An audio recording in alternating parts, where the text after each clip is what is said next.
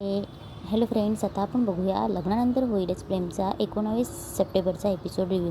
कालच्या भागात बघितलं आपण की नंदिनी जीवाची बाजूने वसू आणि रम्याशी बोलत असते. तेव्हा वसू बोलते, सॉरी बाई, चुकलं आमचं, चल ग रम्या, खूप कामं पडली. तेव्हा नंदिनी बोलते, थांबा, आधी जीवांना सॉरी बोला, मग कामाला लागा. तेव्हा वसू बोलते, काय?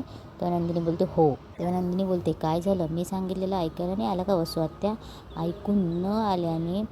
ऐकून न आल्याचं सांगण्याबद्दल दुसरी सोय पण आहे माझ्याकडे वसू आत्या, जास्तीची कामं. तेव्हा वसू हँग होते आणि बोलते, नाही नाही नाही बाबा, ऐकायला आलं. पटकन जीवाकडे जाते, हात जोडते, जीवा माफ कर, पाया पडते बाबा. काय झालं ना, आजपर्यंत मी भातचा म्हणून तुझी मजाक करत होती, प्रेमाने तुझ्या पाठीवर धपाटे मारता आले, पण आता नाही मारणार, अजिबात नाही मारणार. नाहीतर मी तुला मारलं म्हणून तुझी ही बायको मला कोर्टात पण खेचेल रे, माफ कर बाबा. रम्या बोलते, सॉरी जीवा. तेव्हा नंदिनी बोलते, रम्या. तेव्हा रम्या बोलते, मग आता काय उठबशा काढू का? तेव्हा नंदिनी बोलते, पुढच्या वेळी तेही करायला लावेल मी, जर नको तिथे तोंड चालवलं तर. तेव्हा नंदिनी बोलते, आणि जा लागा कामाला.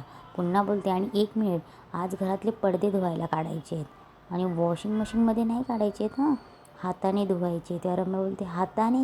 तेव्हा वसू बोलते, जाऊ दे चल बाई. तेव्हा रम्या आणि वसू गेल्यावर मानिनी नंदिनीजवळ येते, तिच्या गालांना हात लावते आणि बोलते, गुणाची ग बाई माझी, कशी वाघिणीसारखी उभी राहिली नवऱ्याच्या पाठीशी. तेव्हा जीवा नंदिनीकडे बघून हसतो, स्माईल करतो. तेव्हा मानिनीही बोलते, जीवा नशीबवान आहेस ना तू. तेव्हा जीवाला खूप भारी वाटतं. तेव्हा मानिनी बोलते, जीवा, आणि हा काय प्रकारे, कोण बोललं तुला घरी राहण्यापासून? तेव्हा जीवा बोलतो, नाही काही नाही. तेव्हा जीवा नंदिनीकडे बघतो आणि बोलतो, पण आता मलाही बळ आलं आहे. आता स्वतः वाघीनच माझ्या पाठीशी असल्यावर मी कोणतंही शिखर पार करू शकतोय. तेव्हा जीवा बोलतो, पहिले नंदिनीकडे बघतो आणि त्याला खूप भारी वाटत असतं, नंदिनीलाही आणि मानिनीलाही. तेव्हा जीवा बोलतो, बरं, मी जो पसारा घालून ठेवला आहे आधी तो आवरतो. तेव्हा नंदिनी बोलते, तुम्ही एकट्याने नका आवरू, मी पण आहे तुमच्यासोबत. तेव्हा ते दोघं गेल्यावर मानिनी मनाशी बोलते, बायको नवऱ्याच्या बाजूने भांडली तर सगळ्यांची तोंड ॲटोमॅटिक बंद होतात, पण बायको नवऱ्याशीच भांडली तर? आज नंदिनीने जशी जीवाची बाजू घेतली तशी काव्य कधी उभी राहील का पार्थच्या पाठीशी? इकडे काव्य हॉटेलमध्ये असते आणि पार्थ आणि अलिशाला बोलत असते की, यार, या कॅफेची सुरुवात दिवसेंदिवस खराब होत चालली ग, किती वेळ झाला ऑर्डर केली आईस कॉफी. तेव्हा अलिशा बोलते, जागेबद्दलच्या आठवणी खटकायला लागल्या ना तर लोकांना जागासुद्धा आवडीनाशी होते. तेव्हा काव्य बोलते, काय? तेव्हा अलिशा बोलते, कुठे काय? तेव्हा अलिशा बोलते, तुझी कॉफी येईल ग मुली, थोडा तो सबर रख, वाट लागण्यापेक्षा वाट बघणं केव्हाही चांगलं. तेव्हा कॉफी घेऊन ती मुलगी येते आणि कॉफी ठेवते. तेव्हा काव्य बोलते की, हे काय आहे? तेव्हा ती बोलते, सिनेमन कॉफी. तेव्हा काव्य बोलते, मी आईस कॉफी ऑर्डर केली होती ना, काय आहे हे? तेव्हा ती बोलते, काय माहिती. तेव्हा ती मुलगी बोलते, मॅडम, माझं फक्त ऑर्डर देण्याचं काम आहे, घेण्याचं नाही. तेव्हा काव्य तिला बोलते, 1 मिनिट, इथे येणाऱ्याची प्रत्येकाची जबाबदारी असते तुमच्यावर, तुम्ही असं जबाबदारी झटकून जाऊ शकत नाही. तेव्हा काव्य बोलते, मी काय ऑर्डर केली? आईस कॉफी, सिनेमन कॉफी नाही. तेवढ्यात तिकडनं पार्थचा आवाज येतो, मी सिनेमन कॉफी ऑर्डर केली, आईस कॉफी नाही. तेव्हा काव्य बोलते, अलिशा प्लीज ग, सारखी पार्थ देशमुखांची ॲक्टिंग नको ना करूस. तेव्हा ती मुलगी बोलते, अच्छा, त्यांना द्यायची कॉफी मी तुम्हाला दिली आणि तुमची त्यांना, सॉरी मॅम. तेव्हा काव्य बोलते, काय लक्ष नसतं तुमचं. तेव्हा ती मुलगी जाऊन पार्थला कॉफी देते. तेव्हा पार्थ बोलतो, अहो, ही कुठली कॉफी आणलीत तुम्ही? आणि तेव्हा पार्थचं लक्ष काव्याकडे जातं. तेव्हा पार्थ उठून उभा राहतो आणि बोलतो, काव्या. आणि त्याच्यासोबत जे क्लायंट असतात त्यांना बोलतो, एक्सक्यूज मी. तेव्हा पार्थ काव्याकडे जातो आणि बोलतो, what a pleasant surprise. Parth बोलतो, व्हॉट अ प्लेझंट सरप्राईज. तेव्हा त्या मुलीला बोलतो, अहो, काय करताय तुम्ही? नवऱ्याशी भांडण झालं आहे का? तेव्हा अलिशाला हसायला येतं. तेव्हा ती मुलगी बोलते, सर, माझं लग्नच झालं नाही. तेव्हा पार्थ बोलतो, हो का, तेच बरं होतं. तेव्हा काव्या त्याच्याकडे बघते.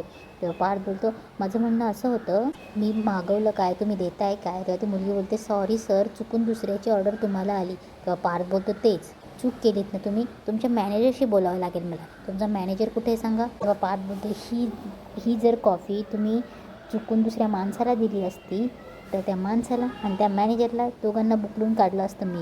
तेव्हा काव्य बघायलाच लागते, अलिशाला तर हसायलाच येत असतं. तेव्हा काव्य बोलते, हात तर लावून दाखवा.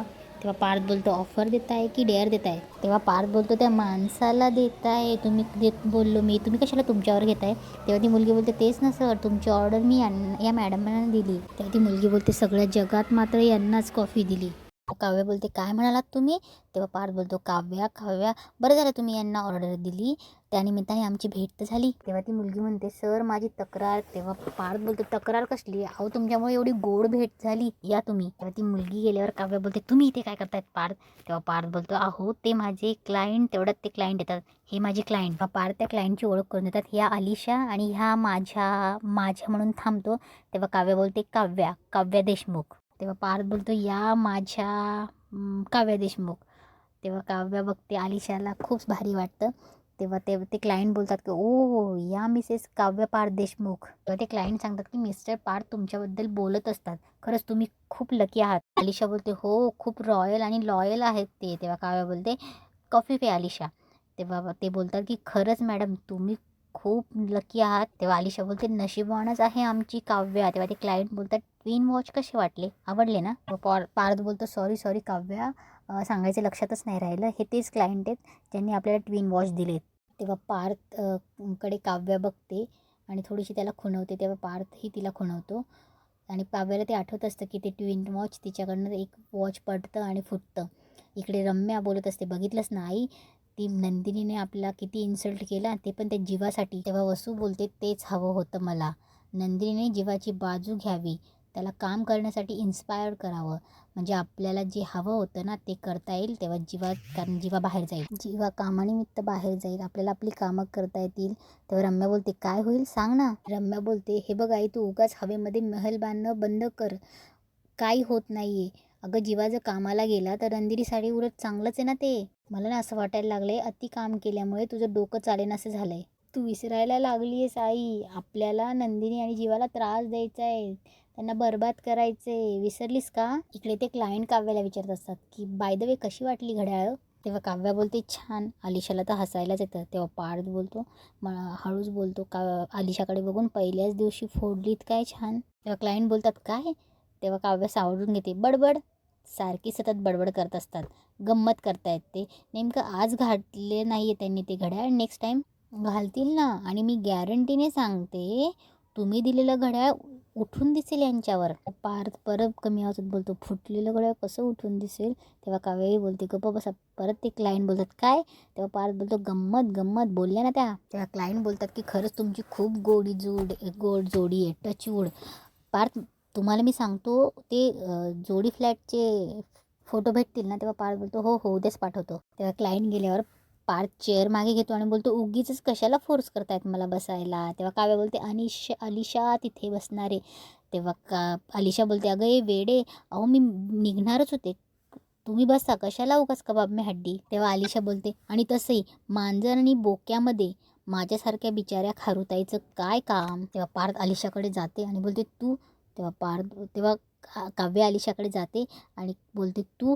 तेव्हा पार्थ बोलतो खारुताई. तेव्हा काव्य अलिशाला बोलते तुला मारुताई. तेव्हा अलिशा बोलते यू गाईज एन्जॉय आणि तिथून निघून जाते. तेव्हा अलिशा गेल्यावर पार्थ चेअरवर बसतो आणि बोलतो मांजर बोका या बसा. नवरा बायकोतलं सगळं मैत्रिणीला सांगता वाटतं. इकडे वसू फोनवर बोलते पार्टनर इन क्राईम. तेव्हा रम्या बघत असते की काय बोलतेत म्हणून. तेव्हा वसू बोलते की जीवाची कोणाची कुठली नस दाबली ना तर आपल्याला कोणाची कुठली नस दाबायची नाही हे आपल्याला कळलं ना तर मग ठीक. जीवाची दुखरी नस दाबल्यावर नंदिनीने त्याच्या साईडने उभी राहिली लगेच. आता जीवा झडझड उठेल, बाहेर जाईल, काम करेल आणि माझा त्याच्याच हातून नंदिनीचं काम तो तमाम करेल. तेव्हा वसू रम्यासमोर फोनवर बोलत असते की छे घाई नको, इतकं सावकाश मरण यायला पाहिजे ना तर समोरच्यालाही कळायला नाही पाहिजे की आपण मरतोय. तेव्हा वसूने फोन ठेवल्यावर रम्या बोलते आई कोण मरणार आहे आता? तेव्हा वसू बोलते जीवाच्या हातून नंदिनी. कसं आहे ना रम्या, आपल्या हातून एखादी अप्रिय घटना घडली तर ती घटना घडल्यावर आपल्याला असं वाटतं की एखाद्याच्या हातून मरण पत्कारलेलं बरं. तेव्हा रम्या बोलते की आई मला फक्त आता एवढंच कळते की हा जो माणूस आहे ना फोन आलेला आत्ता, याचा याआधी पण फोन आला होता, हा कोण आहे हा माणूस? इकडे जीवा आणि नंदिनी मस्त कपड्यांच्या घड्या घालत असतात. तेव्हा नंदिनी जीवाकडे बघते, जीवा नंदिनीकडे बघतात आणि दोघं एकसाथच सॉरी बोलतात आणि एकमेकांकडे बघून राहतात. तेव्हा नंदिनी बोलते मगाशी मी भांडले ना म्हणून सॉरी. तेव्हा जीवा पण बोलतो मी सुद्धा मगाशी रूममध्ये तुझ्याशी भांडलो ना त्यासाठी सॉरी. तेव्हा जीवा बोलतो खाली तू माझ्यासाठी भांडलीस म्हणून थँक्यू. नंदिनी जीवाकडे बघत असते. तेव्हा जीवा बोलतो असं काय बघतेस, मी जेन्युअनली थँक्यू म्हणालो. तेव्हा नंदिनी बोलते हो मी कुठे काय म्हणते. तेव्हा नंदिनी बोलते मला माहितीच आहे की तुम्ही माझ्यासाठी जेन्युअनली भांडलात. तेव्हा पार्थ बोलतो की हो मलाही जाणवतं आहे की तू माझ्यासाठी जेन्युअनली भांडू शकतेस. मी थोड्या वेळापूर्वी तुझ्याशी इथे रूमवर भांडलो तरी तू खाली माझ्या बाजूने सगळ्यांशी भांडलीस. तरीही मी कधी स्वतःसाठी इतका भांडला नसेल. पण या बाबतीत तू अगदी हुशार निघालीस. तेव्हा नंदिनी बोलते अरे यात हुशार काय आलं. नंदिनी बोलते खऱ्यासाठी आणि चांगल्यासाठी बोलताना विचार करावाच लागत नाही, आपोआप तो तोंडातून चांगले शब्द बाहेर पडतात आणि समोरच्याला ते पटतात सुद्धा. तेव्हा जेव्हा बोलतो पण रंबल आणि वसुआत्याला हे पटेल असं वाटतं तुला. तेव्हा नंदिनी बोलते ते मला माहिती आहे, त्या दोघींचं थोडं वेगळंच आहे. तेव्हा जेव्हा बोलतो हो. तेव्हा नंदिनी बोलते जेव्हा बोलतो एक विचारू. तेव्हा नंदिनी बोलते हा विचार ना. तेव्हा जेव्हा बोलतो तू का भांडलीस माझ्याशी. तेव्हा शांत बसून म्हणतो नाही म्हणजे मी तुझ्याशी इथे रूममध्ये भांडलो तरीही तू माझ्यासाठी भांडलीस का. तेव्हा नंदिनी हसते आणि बोलते हे सगळं मी तुमच्याकडून शिकली आहे. लग्नात जसं तुम्ही माझ्या डोक्यावर हात ठेवून उभा राहिलात तसंच मलाही तुमच्यासाठी काहीतरी करावं असं वाटतंय. तेव्हा नंदिनी बोलते एक सांगू का जीवा, आई बाबा सोडले तर या घरात किंवा या घराच्या बाहेर सुद्धा कोणीही तुम्हाला काहीही बोललेलं मला आवडणार नाही. तेव्हा जीवा नंदिनीकडेच बघत राहतो आणि मनात बोलतो की आता परत एकदा सिद्ध झालं आहे की चकाचक बाई कितीही भांडली माझ्याशी तरीसुद्धा तिला माझी काळजी आहे. नंदिनी ही मनात बोलते की मी यांची काळजी करते तर हे या सगळ्याचा चुकीचा विचार तर नाही ना करणार. तेव्हा जीवा बोलतो नंदिनी काय विचार करतेस. तेव्हा नंदिनी बोलते काही नाही. तेव्हा नंदिनी बोलते जीवा एक विचारू, आत्ता मी तुमच्याशी खाली भांडले खरं पण यापुढे तुम्हाला काय करायचे हे मी नाही सांगणार. काय आहे ना म्हणजे मी बोलेलही पण मी इंटरफेअर करते असं तुम्हाला वाटायला नको. जीवा बोलतो अगं वेडीस का, अशा बावळट फिलिंग्स मला येऊच शकत नाही. उगाच तू इंटरफेअर केल्याशिवाय माझी गाडी रुळावरच येऊ शकत नाही. खरं तर ना जेव्हा माझी रिक्षा खड्ड्यात अडकते ना तेव्हा तू पुश करून ती बाहेर काढते. सिरियसली तू हुशार आहेस अगं. पसारा आवरण्यापासून तर लोकांचे आयुष्य सावरण्यापर्यंत सगळं जमतं तुला. इनफॅक्ट मला असं वाटतं ना तुझं आयुष्य लोकांना सावरण्यासाठी लोकांना आवरण्यासाठी यासाठी झालं आहे. तेव्हा नंदिनी बोलते थोडं प्रेम मिळवण्यासाठी झालं असतं तर बरं झालं असं नाही का. नंदिनीकडून बोललं जातं आणि ती शांत होते आणि तिथे एपिसोड संपतो.